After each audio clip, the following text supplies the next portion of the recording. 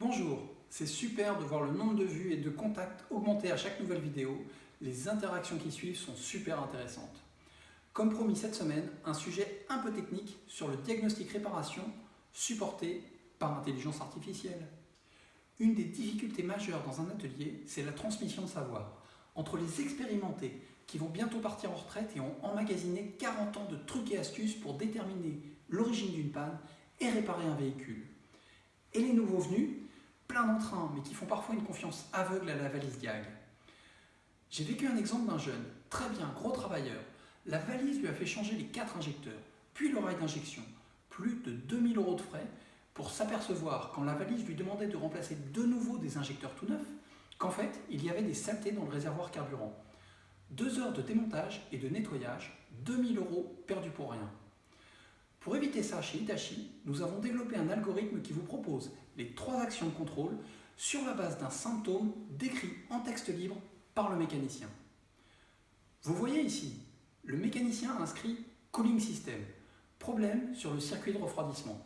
L'algorithme propose de faire un test de pression du radiateur, d'ajuster les colliers de serrage, de remplacer la pompe à eau.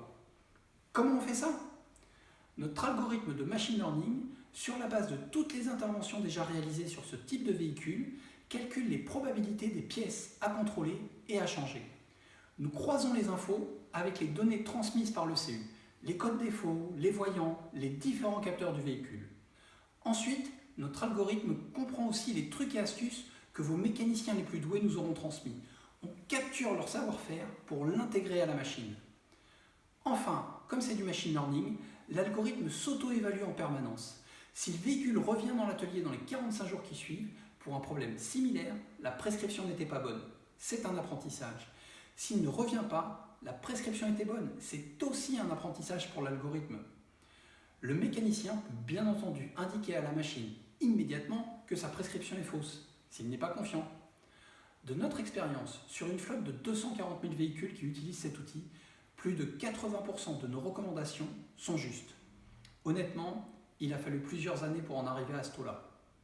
Le résultat, chaque mécanicien, même débutant, est supporté par la machine pour ses diagnostics et atteint le niveau de fiabilité de ses pairs.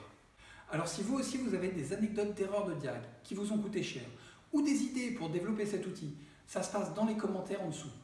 Ou vous me contactez avec mes coordonnées qui vont s'afficher dans l'image d'après.